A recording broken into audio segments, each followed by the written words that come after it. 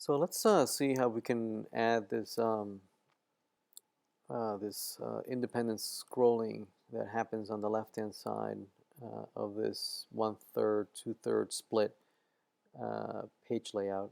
Um, Currently, the implementation that we have is that it's really all one single page and everything scrolls together.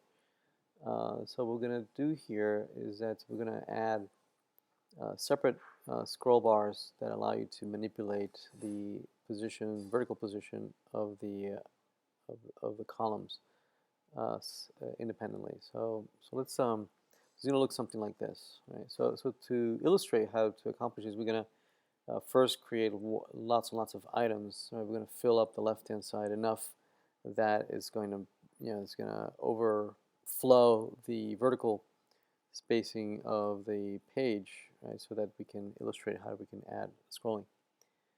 So let's go here. This is the previous example that we were taking a look earlier. Let's copy that and start from there. So it was I believe it was this one right here. What was it called? Line item link, right? Line item link. So let's copy that and let's call this left scroll. Okay. Oop, wait a minute. Copy. I'm going to paste it here. So left scroll. All right, and let's open it up here so we can play around with it. Left scroll. So there it is. So to accomplish this, let's first copy and paste lots of these so that we can see that we'll have lots of items on the left hand side that will need a scroll bar to be able to access all of them. And this is the left side content right here, right? Above, this is the header. This is the header all the way to here, and then it starts the column, right? That lists all the items here, the list group. There it is. So let's just add a couple more to the bottom. Let's copy this, maybe 4 of these. So let's see. Let's copy these here. These 4 maybe. Copy. And let's paste it right here. Paste. Paste. Let's see where we are. There we go. Okay, so we got plenty. We got plenty. A couple more. All right, so if we refresh, notice that we are indeed overflowing. And notice that we can't scroll, right? I'm moving my wheel mouse up and down and it's not scrolling, okay? And the reason it's not scrolling is that we had turned off scrolling way at the top here in the body. We had just said overflow hidden, and it just removes the scroll bars altogether. And the reason we had hidden any overflow, let me show you if I remove it and reload the page. Notice that I can now scroll, but notice that this scroll bar at the bottom is appearing as well, right? So to make sure that I have no scrolling whatsoever and I control the scroll bars, I have more control over the scroll bars. I can just say that I don't want any scrolling whatsoever, just any overflow. Just hide it, right? So basically, it's mostly because we don't want to ever have a vertical scrolling unless we want it deliberate. But in this case, in most cases, we're not going to want this vertical scrolling. So yeah, that overflow hidden basically removes all scroll bars, including vertical and horizontal scroll bars. Right? So if we reload now, notice that we have no scroll bars, either to go up and down or left and right. Okay. So let's add scroll bars on the left-hand side. So to do that, what we're going to do is we need to fix the height. We need to fix the height of the container div that we want to scroll. So for instance, the container div for the left-hand side. Right, where is it? This is the nav. Sorry. Excuse me. So this is the row, right? This is this row, right? And these are the 2 columns. The column on the left-hand side, right? It's this column here. that it spans for, and then there's another which includes all the 9 items, right? So what we want to do is we want to fix the height of this div, right? And we could do that by perhaps saying style, say height. We can say maybe, I don't know, 300 pixels, right? It's too small.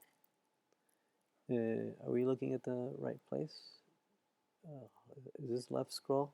Left scroll, yeah. Style, excuse me. This group, it's not letting me set the height. You see? Well, probably what happens is that we are being able to set the height. But let me verify that. Let me go into that div. So it's this div, and indeed the height is 300. Oh, there it is. So see, if I hover over it, it highlights on the screen, right? Hovers. Notice, but what's happening is that the list item is overflowing, right? Since the content does not fit, it just overflows, and it renders anyway, right? So what happens is that we have to force also the overflow, and whatever we want to do, we can hide it, right? And that's what happens. See that it just cuts off the content, right? There's no more content. Or we can say that we want to we would say auto, which is the default behavior, right? And the default behavior is to add scroll bars, right? If it doesn't fit. Now the vertical spacing or width is being controlled already by some percentages, right? That handle the column span. 4 column spans is so many percentage of the entire width of the page. So that's already taken care of. So that's why we're not getting any horizontal scrolls here. So instead, since we don't fit vertically, then it adds this scroll bars. But notice that this is not good enough for us because really the height of the entire page is much higher, right? And the actual height of the page can change, right, as I change the size of the page. So what I really want to be able to do is to have this bottom div, the bottom of this div to be stuck to the bottom of the document, right? And the top, well, the top is already stuck to the top, right? So to accomplish that, we need to. I mean, we don't want the height to be just fixed to be 300 pixels. We want it to be dynamic, right? To be set to the whatever the height of the parent document. So to accomplish that, we're going to make use of position. We're going to say position, and we're going to set it to be absolute. So absolute is going to allow us to stretch, not only positioning it absolutely on the page, but it's also going to allow us to stretch the contents, right, to the top and the bottom of the page, right? So we can say top 0 pixels and bottom, right, 0 pixel. What that's going to do, right, is going to stretch the div to take to the top and bottom of the parent. Right? So if we refresh, right, oops, looks like we broke the whole thing, doesn't it? But actually, what's also happening here is that because we made the left-hand side position absolute, the right-hand side now no longer is taking into account the left-hand side as part of the computation of the width or the the offset of the containing div for the form. So we need to fix that as well. If we go down to the right-hand side, we can tell it to go all the way to the right, stay stuck to the right-hand side. There it is. So we have that the way we had it earlier. But on the left-hand side, let's see, we have the width, and did we set the width? I think we did, didn't we? Let's see. Was it where was it? It's no, that's the nav. It's this one right here, right? It's this one. Yep. Top, bottom. There it is. So position is absolute. Bottom, and then what we want to do is say that the overflow, right?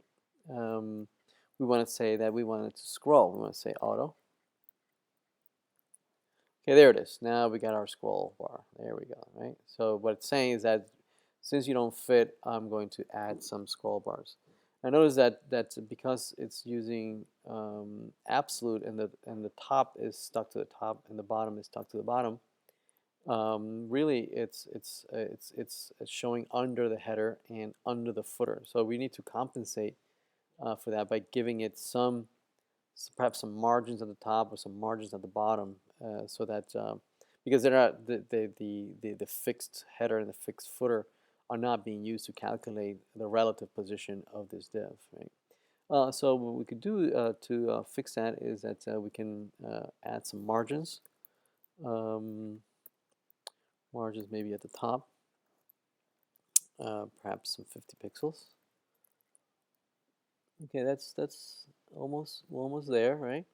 So maybe we can go a little further, maybe 10 more pixels. Okay, notice that pushes down the beginning of the scroll bar as well. So we have our white space here, which is nice, right? But notice that white space is also pushing the scroll bar. We'd like the scroll bar to be flush with the top of the document here, of this line over here. That will give it a better division between the left and right. But we do want that white space. So instead, what we're going to do is we're going to keep the 50. Right, so that puts the scroll bar where we want it, and instead we're going to maybe do some padding at the top. Right, maybe 10 pixels or 15 pixels seems to be kind of like a standard. Nice. There we go. There we go. So now we get our scroll bar, right? And we also have a nice white space over here. And down at the bottom, we want something similar, right? So we're going to do something similar. We're going to say margin bottom is also going to be 50 pixels, right? And so if we refresh that, notice that there we go. So yeah, so that seems to be enough, right? We have the margins. We also seem to be missing out some margins on the left-hand side. Let's add some white spacing on the left-hand side just to center this with a nice border all around. So let's add some maybe some padding from the left-hand side of 15 pixels, and let's refresh that. That didn't seem to work. Maybe instead we want margins. There we go. So we have this nice white spacing all around, bordering all our list. And that seems to work nicely. Notice that on the left-hand side, it looks like we, because of our pull right and our positioning, we lost some margins on the left-hand side, right? So let's fix that and go perhaps down here where we have the right-hand side. We did a pull right, but we're also going to style this to add some margins on the left-hand side of 15 pixels. No, that didn't seem to work. Let's maybe add some padding, maybe. Padding. That doesn't seem to work. So is it this div over here? Let me see. It's this div over here. Let's see. Let's inspect it. It's this div over here, and the padding doesn't seem to be doing anything. Oh, there we go. I guess it needs to be a little further. So let's say some padding of 30 pixels. Let's refresh. There we go. So we get our white spacing all around back as we had earlier.